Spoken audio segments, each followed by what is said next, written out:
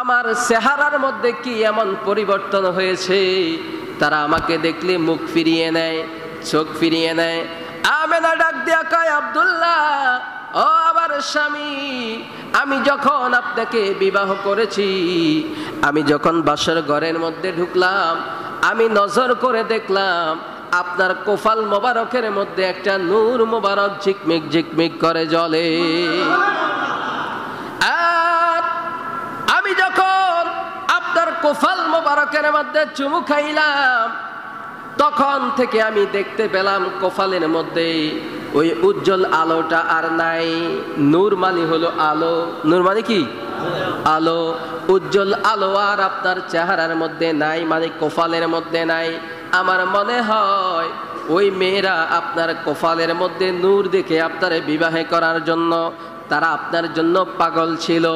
আপনি যদি এখন যাইয়া বলেন আমি তোমাদেরকে বিবাহ করতে চাই, তারা রাজি হবে না। এবার আব্দুল্লাহ পরীক্ষা করার জন্য ওই মহিলাদের কাছে যাইয়া কয়, ও মহিলারা, তোমরা না আমি আব্দুল্লাহর জন্য পাগল ছিলা, আমাকে বিবাহের প্রস্তাব দিয়েছো, আমার জন্য রাস্তায় দাঁড়িয়ে থাকতা, আমাকে এখন তোমরা কেন পছন্দ করো না, আমাকে বিবাহ করার জন্য রাজি আসনি?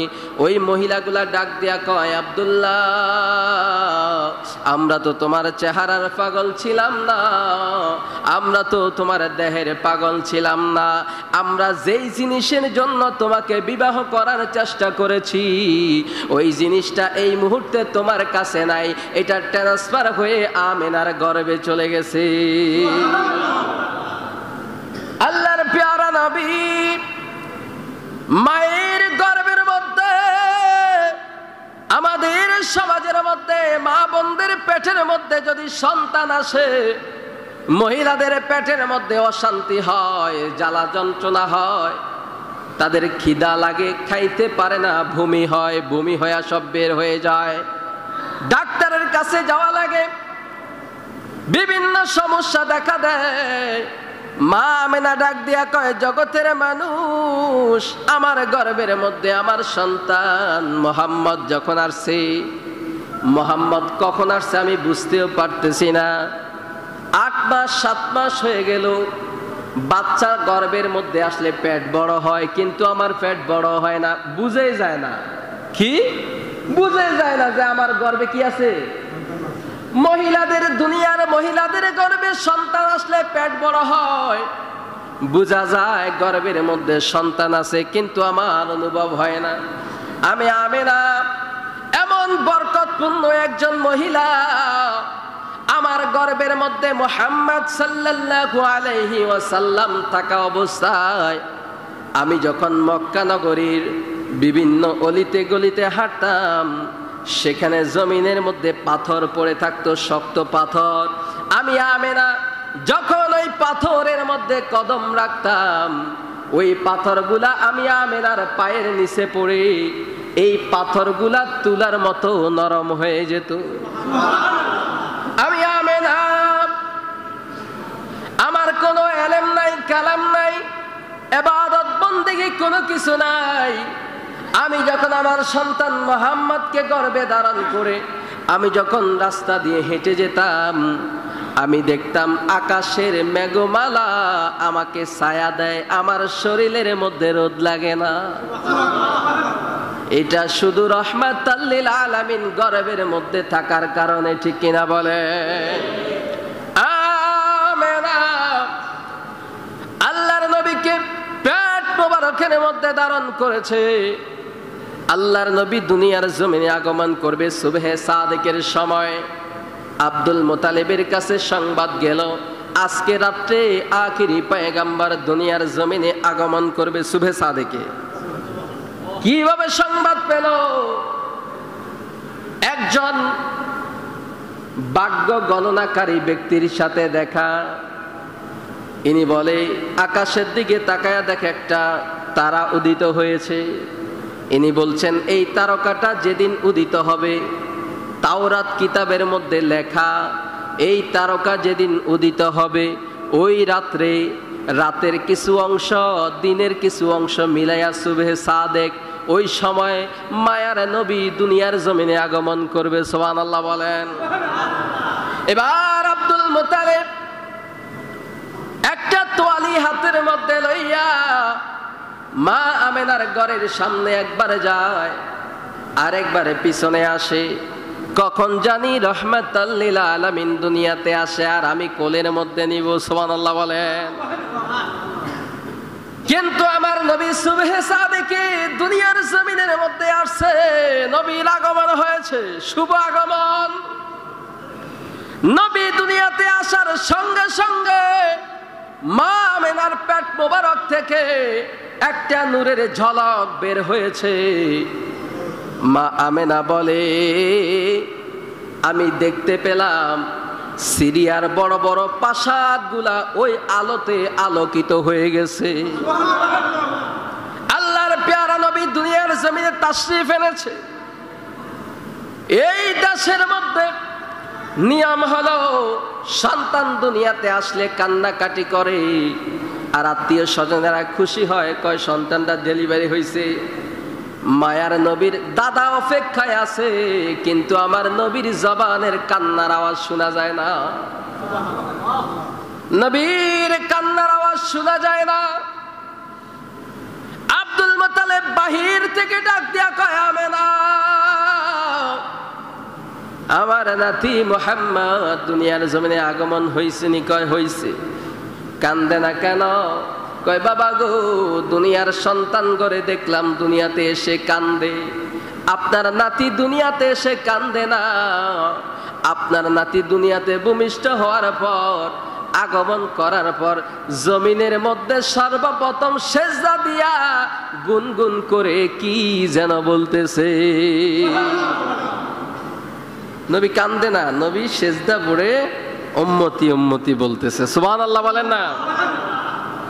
তো এই নবীর উম্মত হয়ে আমরা খুশি না বেজার? নবীজি আমাদের জন্য, শুনেন, আল্লাহ রসুল কেন আসছে? আল্লাহ রসুল আসছে উম্মতকে সঠিক পথের দিশারি এবং যারা বেঈমান কাফের মুশরিক তাদেরকে সঠিক দ্বীন ইসলাম শিক্ষা দেওয়ার জন্য। ঠিক কিনা বলেন? তো মূল কথা হলো, পবিত্র রবিউল আউয়াল মাসের 12 তারিখ যখন আমার রসুল আগমন করেছে, নবীর মিলাদ হয়েছে। এই মিলাদের, নবীজির জন্ম বৃত্তান্ত আলোচনা করার নামই হচ্ছে মিলাদুন নবী। জন্ম বৃত্তান্ত আলোচনা করার নামই হচ্ছে মিলাদুন নবী। নবীজির জন্ম বৃত্তান্ত আলোচনা করার পরে রসুলুল্লাহর উপরে দুরূদ পড়লে আমাদের নেকি হবে, সওয়াব হবে, গুনাহ মাফ হবে। মারহাবা বলেন। নবীজি আস্তে আস্তে, আসলে অনেক ব্যাপক আলোচনা, এত লম্বা আলোচনা করা তো সম্ভব না। নবীজি আস্তে আস্তে বড় হচ্ছে। নবীজির পিতা এন্তেকাল করলো 6 মাস বয়সে। নবীজির মা আমেনা এন্তেকাল করলো 6 বছর বয়সে। তো দুইজনকে হারিয়ে ফেললো। আল্লাহর রসুল দুধমা হালিমাতুস সাদিয়ার ঘরের মধ্যে দুধ পান করলো। যখন আমার প্যারা নবী এই 6 বছর বয়সে দুধমা হালিমার ঘরের মধ্যে আল্লাহ রসুল যখন গেল, তখন 6 বছর বয়সের বাচ্চার শরীরে শক্তি কেমন থাকে? খুব কম না? খুব কম শক্তি। তো সেখানে যাওয়ার পরে বকরি চড়াইতে যায়, ছাগল চড়াইতে যায়। ওনার যে আরো ভাই আছে, দুধ ভাই, তারা লক্ষ্য করে যে আমাদের শরীরের মধ্যে রোদ লাগে, গরম লাগে, কিন্তু আমাদের ভাই মুহাম্মদ যেই দিক দিয়ে হাঁটে ওই দিক দিয়ে রোদও নাই, গরমও নাই, বরঞ্চ মেঘমালা ছায়া দিতেছে। তো যখন বকরিকে পানি পান করাইতো, একটা কূপ ছিল, কূপের মধ্যে পানি তোলার জন্য যেত। যাওয়ার পরে কূপের পানিটা অনেক গভীরে ছিল, কিন্তু গভীর থেকে পানিটা উঠে যাইত। নবীজি তো হাত দিয়ে ধরতে পারত না, পানিটা নিচ থেকে উপরে চলে আসতো। তো এই ঘটনা আম্মাজান হালিমাতুস সাদিয়ার কাছে যখন গিয়ে বললেন যে, মা, আপনার ছেলে মুহাম্মদ যখন কূপের কাছে যায়, কূপের নিচ থেকে পানি উঠে আসে। তা আম্মাজান কি করলেন? পরীক্ষা করার জন্য মুহাম্মদ সাল্লাল্লাহু আলাইহি ওয়াসাল্লামের হাতের মধ্যে একটা বালতি দিয়ে বলে, বাবা মুহাম্মদ, আজকে আমার শরীরটা খারাপ, যাও তুমি এক বালতি পানি নিয়ে আসো। কিন্তু উনি দেখবে।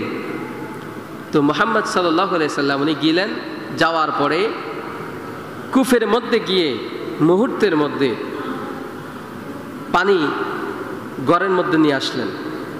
আনার পরে মা বলছেন, কুফের অনেক নিচে পানি, তুমি কোনো দড়ি নিয়ে গেলা না, রশি নিয়ে গেলা না, তুমি এত তাড়াতাড়ি পানি নিয়ে চলে আসলা কিভাবে, আমি একটু দেখতে চাই। মুহাম্মদ আল্লাহ রসুল বলেন যে, মা, আমি যখন কুফের পাড়ে গিয়েছি আমি দেখলাম কুফের একেবারে কিনারে পানি, আমি তো দড়ি লাগে নাই, রশি লাগে নাই, আমি তো দেখি নাই যে পানির নিচে, আমি তো যাইয়া পাইছি পানিটা উপরে। সুবহানাল্লাহ না? উনি বলছে, চলো তাইলে দেখে আসি। এবার মা হালিমাতুস সাদিয়া এবার কুফের পারে আমার নবীকে নিয়ে গেলেন। যাওয়ার পরে উনি নজর করে দেখতেছে কুফের পানিগুলা একেবারে নিচে। কোথায়? দয়ার নবী, মায়ার নবী কেটে কে বলে, বাবা তুমি না বলেছো কুফার কিনারের মধ্যে পানি ছিল, এখন আমি তো দেখি পানি নিচে। আল্লাহর নবী জিহ্বার মধ্যে কামড় দিয়ে কয়, মাগো আমি মিথ্যা কথা বলি নাই, সত্য বলেছি, পানি তো কুফের উপরে আমি দেখেছি, এখন আবার কিভাবে নিচে গেল আমি তো জানি না।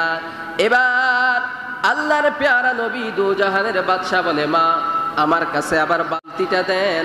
এবার বালতি যখন আল্লাহর নবীর হাত মোবারকের মধ্যে দিল, বালতি খানা লইয়া নবী যখন কুফের পরে বালতি তাক করে এইভাবে ধরলেন, ধরার সঙ্গে সঙ্গে কুফের নিচের পানিটা আস্তে আস্তে আবার উপরে উঠতে গেছে। এবার আম্মা জান হালিমাতুস সাদিয়া দেখার সঙ্গে সঙ্গে নবীর কাছে বলে, মুহাম্মদ আমি জানি তোমার দুধভাই আমাকে আগেই বলেছে তুমি কুফের পাড়ে আসলে পানি নিচ থেকে উপরে চলে আসে। আমি এই জিনিসটা পরীক্ষা করার জন্য তোমার হাতে বালতি দিলাম, তুমি পানি নিয়ে গেলা, আজকে নিজের চোখে দেখার জন্য তোমাকে সাথে করে নিয়ে আসলাম। বলেন তো দেখি, যেই মায়ার নবী, দিনের নবী, শিশুকাল থেকে ওনার ভিতরে আদর্শ কেমন ছিল, ইনসাফ কেমন ছিল। ওনার মা ওনাকে যেই পাশের দুধ পান করাইতেন, ডান পাশের, কোনোদিন বাম পাশের দুধের মধ্যে মুখ লাগায় নাই, ডান পাশের দুধটাই উনি শুষে খাইতেন, আরেক ভাইয়ের জন্য রেখে দিতেন, কারণ ওনার না দুধ ভাই আছে। সুবহানাল্লাহ বলেন না?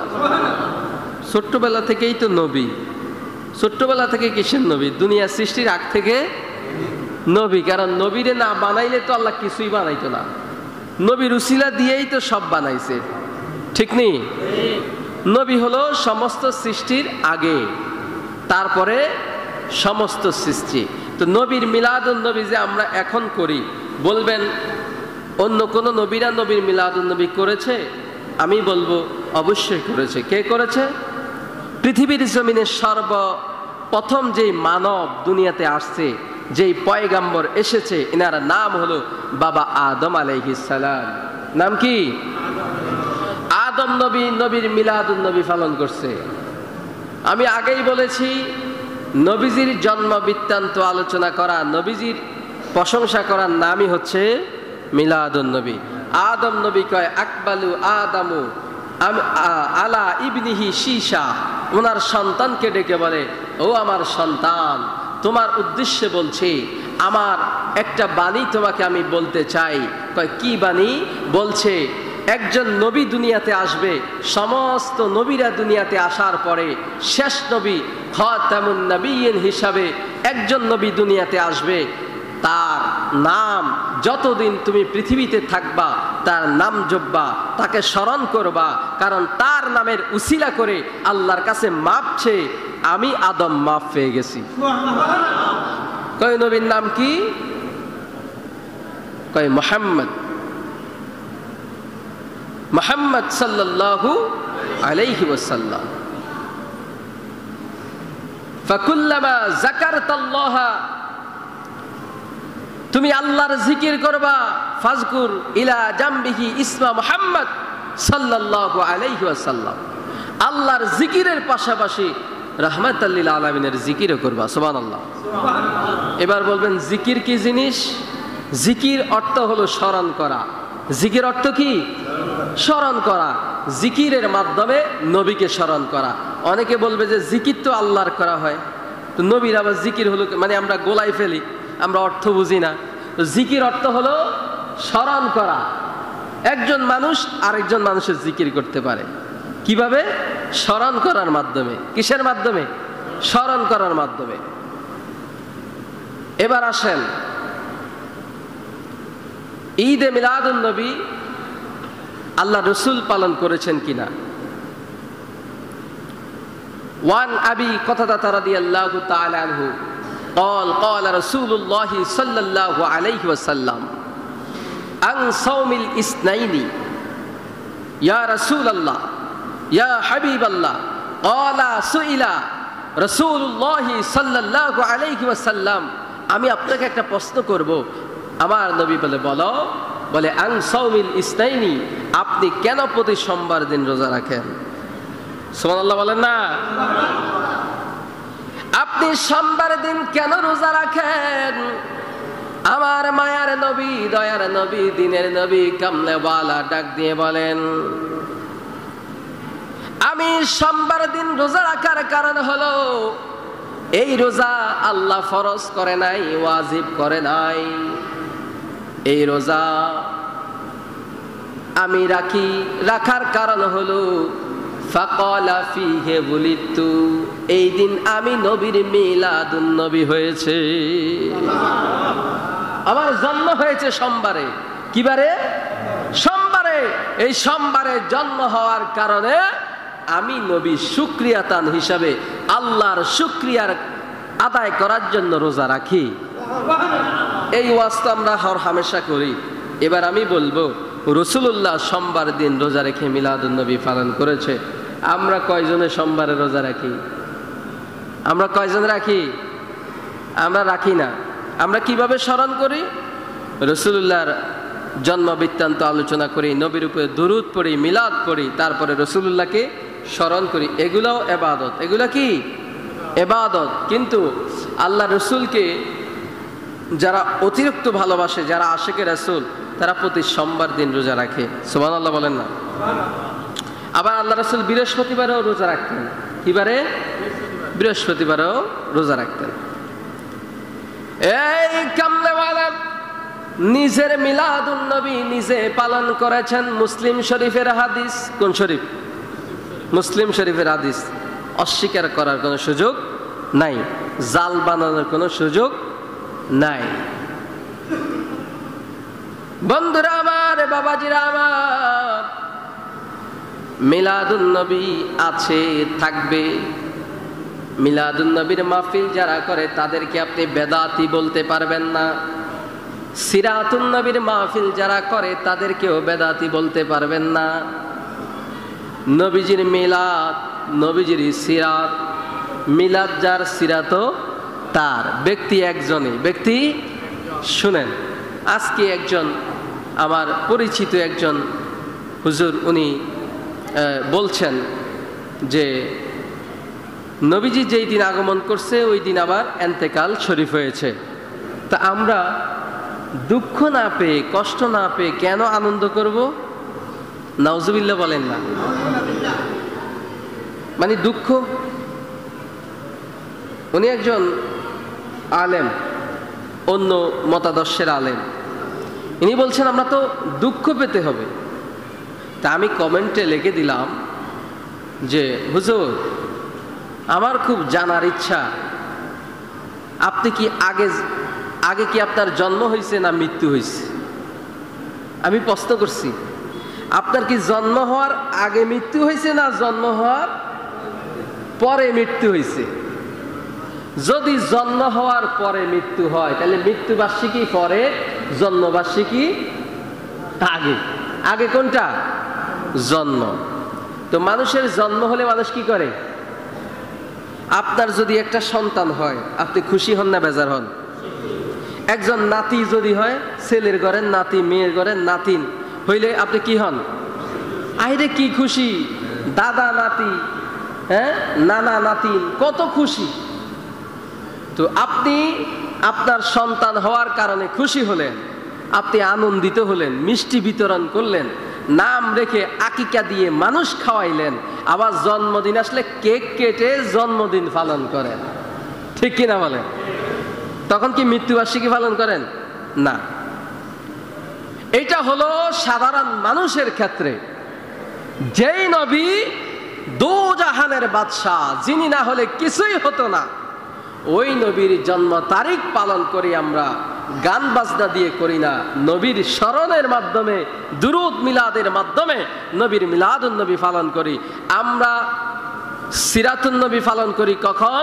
এই মাসের শেষের দিকে আমরা আবার নবীজির যে মৃত্যু দিবস সেটা সম্পর্কে আলোচনা করি, ঠিক কিনা বলেন? তো নবীজি যে এন্তেকাল করছে এটাও আমাদের জন্য দুঃখের নয়, এটা আমাদের জন্য দুঃখের নয়। কেন নয়? নবীজি দুনিয়াতে আসছে রহমাতাল লিল আলামিন হিসাবে। নবীজিকে আমরা কবরে গেলেও পাবো, নবীজিকে হাসরেও পাবো, মিজানেও পাবো, ফুলসিরাতেও পাবো। নবী সব জায়গায় বিরাজমান, সব জায়গায় থাকবে, সব জায়গায় আছে। তো নবী দুনিয়াতে থাকলে আমাদের লাভ, আবার দুনিয়াতে না থাকলেও আমাদের লাভ। বরঞ্চ দুনিয়াতে থাকলে যেই লাভ, আখিরাতে নবীকে পাইলে আরো বেশি লাভ। কারণ দুনিয়াতে বিপদে পড়লে বন্ধু বান্ধব সাহায্য করবে, ওখানে বন্ধু বান্ধব নাই, ওখানে সাহায্য করবে যিনি, ইনি যদি নবী হয় আর নবী যদি সেখানে সাহায্য করে আমাদেরকে, তাইলে দুনিয়াতে নবী থাকার চাইতে ওখানে গেলে নবী আমাদের কাছে আসলে আরো বেশি উপকৃত হব, ঠিক কিনা বলেন? তো দুঃখ পাওয়ার বিষয় তো আমি খুঁজে পাই না। দুঃখটা লাগবে কেন আমাদের? নবী তো দুনিয়াতে আসছে যেমন রহমত, আবার নবীজি যাওয়াও মনে করতে হবে কি রহমত। কারণ নবী তো রওজা মোবারকের মধ্যে শুয়ে আছে এখনো, ঠিক কিনা বলেন? তো আসলে মিলাদুন নবী, সিরাতুন নবী দুইটাই পালন করা কি জায়েজ, কিন্তু আপনি আগে মিলাদুন নবী পালন করতে হবে। আগে কি মিলাদুন নবী, কারণ আগে জন্ম পরে মৃত্যু। তো মিলাদুন নবী পালন করবে না। সিরাতুন নবী মানে এটা না যে সিরাতুন নবী মানে কান্নাকাটি করে নবীরে বিদায় দিলাম, সিরাতুন নবীর অর্থ কিন্তু এটা না। সিরাতুন নবীর অর্থ হলো রসুলের 23 বছরের জিন্দেগি। কয় বছর? রসুলের হায়াত পেয়েছেন কয় বছর? 63 বছর। 40 বছরের নবুয়তি লাভ করেছে, 40 বছরে নবুয়তি লাভ করেছে। এই 40 বছর পরে যে 23 বছর, এই 23 বছরকে বলা হয় সিরাতুন নবী। আর এই 40 বছর শুধু 40 বছর না, নবীজির 1 থেকে 63 বছর পর্যন্ত এটাকে বলা হয় মিলাদুন নবী। কথা বুঝতে পারছেন? তো 23 বছরেও দুঃখ করার কিছু না, এই 40 বছরেও দুঃখ করার কিছু না। এক কথা, নবীর আগমনে আমরা খুশি, ঠিক কিনা বলেন? নবী রওজা মোবারকে আছে। হাজী সাহেবদেরকে রাসূলুল্লাহ বলছেন, মান যারা কবরি ওয়াজাবাত লাহু শাফাআতি, যে আমার রওজা মোবারক জিয়ারত করতে আসবে, যে করবে তাকে শাফায়াত করা আমি নবীর জন্য ওয়াজিব হয়ে যাবে। নবীর জন্য কি হবে? তো নবীজি চাইলে সরাসরি আসমানে ঈসা নবীর মতো, ঈসা নবী কোথায় আছে এখন? ঈসা নবীর কবর আসেনি দুনিয়াতে। ঈসা নবী কোথায়? আসমানে আছে। দুনিয়াতে আবার আসবে আমার নবীর উম্মত হয়ে, ঠিক না? তো নবীজিও চাইলে আসমানে থাকতে পারতো। কোথায়? নবীজি কয় না, আমি উম্মতের মাঝে থাকতে চাই। তো নবীজি উম্মতের মধ্যে থেকে আবার হাদিস বলছেন আল্লাহ রাসূল যে ইন্নাল ঈমানা লা ইয়াজিরু ইলাল মাদিনা, ঈমানদারের মন দিল সব সময় মদিনার মধ্যে পড়ে থাকবে। কেননা মদিনায় আমি রাহমাতুল লিল আলামিন শুয়ে আছি। সুবহানাল্লাহ বলেন। তো এখন নবীজি দুনিয়াতে আছে, আমরা মনে করতে হবে নবীজি আছে এখনো, ঠিক না? পর্দা করেছে। কি করেছে? পর্দা করেছে। বন্ধুরা আমার, বাবাজিরা আমার, তো নবীর মিলাদুন নবী আমরা পালন করব এবং করতেছি। আমি অত্যন্ত খুশি হয়েছি একজন ব্যক্তির কথা শুনে, যিনার নাম আপনারা ওনাকে চিনবেন, শায়েখ আহমদুল্লাহ। নাম কি? আহমদুল্লাহ মনে হয়, আহমদুল্লাহ। উনি গতকালকে রাত্রে ভিডিও বার্তায় একটা কথা বলেছেন, যারা মাজার ভাঙতেছে বিভিন্ন জায়গায়, উনি তাদের বিরোধিতা করেছেন এবং বলেছেন বাংলাদেশের কোনো আলেম ওলামা মাজার ভাঙার পক্ষে না। তারা বলে নাই আজ পর্যন্ত যে তোমরা মাজার ভাঙো, এমন কোনো বক্তা নাই। সে সুন্নি হোক, আপনার কওমি হোক, জামাত ইসলামের হোক, যেই দলের হোক, কোনো আলেম বলে নাই। তো তোমরা কেন ভাঙতেছো? উনি আরো বলেছেন যেই মাজারে শিরিক বিদআতের কাজ হয়, তোমাদের কর্তব্য হচ্ছে তোমরা তাদেরকে বুঝিয়ে সেই শিরিকি পথ থেকে তাদেরকে ফিরিয়ে নিয়ে আসা, তাদেরকে সঠিক পথে আনা, তাদেরকে তোমরা বেদাতের কাছ থেকে সরিয়ে নিয়ে আসা বুঝিয়ে। তোমাদেরকে বলে নাই যে মাজার ভাঙো। তাই এই কথাটা উনি খারাপ বলছে না ভালো বলছে?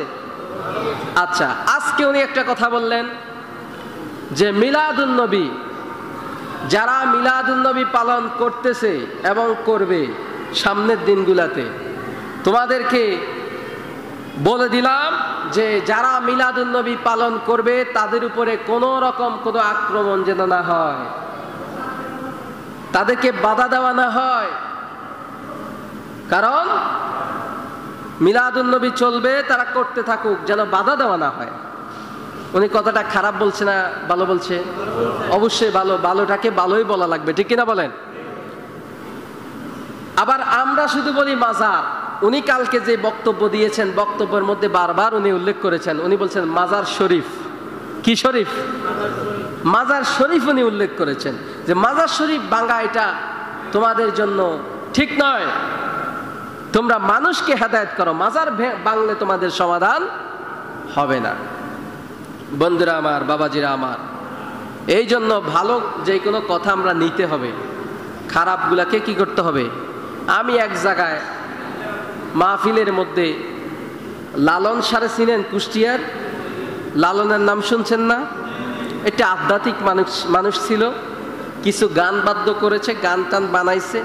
তা আমি তালে তালে সুরে সুরে ওনার একটা গান চলে আসছে, ওরে যে নূরে নূরে নবী আমার থাকে আরশে বাড়ি, অজান খবরে না জানিলে কিসের ফকিরি। তো এটা যখন টান দিছি, আমার কয় হুজুর এই লালন একটা হিন্দু ছেলে। কিসের ছেলে? হিন্দু ছেলে। তার কথা এখানে বসে বলা যাবে না। আমি বললাম আমি তো লালন কেডা সেটা দেখছি না, লালনের কথাটা আমার ভালো লাগছে, লালনের কথাটা সঠিক মনে হয়েছে, এই জন্য আমার কাছে ভালো লাগছে বলে আমি বলছি, ঠিক না বলেন? আবু জাহেল, ওতবা, সাহেবা, মুগিরা, তারা কোরআন শরীফ জীবনে পড়ে নাই, রাসূলুল্লাহর উপরে ঈমান আনে নাই, তারপরেও নবীর কোরআন তেলাওয়াত সবসময় শুনেছে, ঠিক না বলেন? তো আসলে আমরা তো বুঝি না, আমরা না বুঝে খালি ফাতাইল্লা ঠেলি, ফাতাইল্লা ঠেলতে থাকি। আমার জোর আছে তো, জোরের ঠেলা আমি যেটা কম ওইটাই ঠিক না। আপনি বুঝতে হবে, না বুঝলে যে ভালো বুঝে তাকে জিজ্ঞেস করতে হবে। কথা বুঝেন নাই? ইসলাম মারামারির জিনিস না, ইসলামে সব কিছুর সমাধান আছে, খালি বুঝতে হবে। আপনি নাভির নিচে হাত বাঁধেন নামাজ পড়ার জন্য, পড়েন, আপনার এটাকে কেউ নাজায়েজ বলতে পারবে না। কেউ বলছে আজ পর্যন্ত যে নাভির নিচে হাত বাঁধলে নামাজ হবে না? কেউ বলছে? আপনি নাভির উপরে এইভাবে হাত বাঁধেন, কেউ নাজায়েজ আপনাকে ফতুয়া দিবে না। কারণ এই নাভির উপরে, আরে বুকের মধ্যে হাত বাঁধার হাদিসও আছে। যার যেমনে ভালো লাগে, আল্লাহকে খুশি করেন না, কিন্তু ওলি আল্লাহ, আল্লাহ রসুলকে বাদ দিয়ে করা যাবে না, বুঝতে পারছেন? কারণ আল্লাহ রসুলকে বাদ দিয়ে করা যাবে না। যার যেইভাবে আল্লাহকে খুশি করতে পারেন করেন। একজনে ঘরে নামাজ পড়ে আল্লাহরে পাইয়া যায়, আরেকজন মসজিদে নামাজ পড়ে আল্লাহরে পায় না, আরেকজন মসজিদে নামাজ পড়ে আল্লাহরে পায়, কিন্তু ঘরে নামাজ পড়ে আল্লাহরে পায় না। আল্লাহরে যে যেমনে খুশি করতে পারছে এটা তার ব্যক্তিগত ব্যাপার, কিন্তু আপনি দেখতে হবে শরীয়তে এটা জায়েজ আছে কিনা। শরীয়তে যে জিনিসটা জায়েজ নাই, যে জিনিসটা আপনার হারাম, এই হারাম কাজ, শিরকি কাজ যারা করবে তাদেরকে আপনি খারাপ না ভেবে তাদেরকে আপনি যুক্তির মাধ্যমে, অথবা যেগুলা নিয়ে আমরা শুধু শুধু কি করি, বাড়াবাড়ি করি, শুধু শুধু আমরা ইয়া নবী সালাম আলাইকা বলে নবীকে সালাম দেই, কারণ আমরা দলিল পেয়েছি। কি পেয়েছি? দলিল পেয়েছি কোরআনের মাধ্যমে, হাদিস পরের কথা কোরআনের মাধ্যমে। এখন আপনার কাছে ভালো লাগে না, মনে করেন আপনার দাঁড়াইতে ভালো লাগে না, আমি আপনাকে বলতে পারবো না আপনি বেদাতি, আমি বলতে পারবো না আপনি কেন দাঁড়াইলেন না, এটা আপনার ব্যক্তিগত ব্যাপার। আপনি যদি রাসূলুল্লাহর সামনে দাঁড়িয়ে নবীকে সালাম দেন, আমি তখনও বলতে পারবো না আপনি শিরকি কাজ করছেন, বেদাতি কাজ করছেন, এটাও বলা যাবে না। যার মন চাইলো নবীকে দাঁড়িয়ে ইয়া নবী সালাম আলাইকা বললো, আপনি কিচ্ছু বলতে পারবেন না। যার মন চাইলো করলো না, তাকেও আপনি কিচ্ছু বলতে পারবেন না। এটা ঈমানের বিষয়, মুহাব্বতের বিষয়, ঠিক কিনা বলেন? এই জন্য এগুলো তর্কের বিষয় নয়। আমরা সবাই মুসলমান, আমাদের বিভিন্ন মত থাকতে পারে, দল থাকতে পারে, কিন্তু আমরা সবাই মুসলমান, ঠিক কিনা বলেন? আকীদাগত সমস্যা থাকতে পারে, ওই যেটা বলছি, কেউ নাবির নিচে হাত বাঁধে, কেউ নাবির উপরে বাঁধে, কেউ আমিন জোরে বলে, কেউ আস্তে বলে, এগুলা নিয়ে আমাদের বিবাদ যতই থাকুক, কিন্তু আমরা একটা পরিচয় আমাদের, আমরা ইসলাম ধর্ম গ্রহণ করেছি। ইসলাম আমাদের ধর্ম, শান্তির ধর্ম। এই জন্য সবাই মুসলমান, কাঁধে কাঁধ মিলিয়ে আমরা চলার চেষ্টা করব। কোনো মাজারের বিপক্ষে, অর্থাৎ মাজার ওয়ালার বিপক্ষে কোনো কিছু বলা যাবে না। মাজারে যাইয়া যারা সিজদা দেয়, মাজারে যাইয়া যারা শিরকি কাজ করে, বেদাতি কাজ করে, তাদের বিরুদ্ধে আমরা কথা বলবো, কিন্তু মাজারের বিরুদ্ধে কথা বলা যাবে না। মাজার ভাঙ্গা যাবে না। মাজারওয়ালা কোনো দোষ করে নাই, দোষ করেছে মানুষ, কিন্তু আমরা এটার দায়ভার চাপিয়ে দিচ্ছি মাজারওয়ালার কাছে। যিনি মাজারে শুয়ে আছেন, ইনি আপনাকে বলে নাই যে আপনি গাঁজা খান, বলছে? উনি আপনাকে বলে নাই নামাজ না পড়ে আপনি ঘুরেন। ইনি আপনাকে যেই পীর বলবে যে নামাজ রোজা লাগবে না, এটা শয়তান। এটা কি? শয়তান।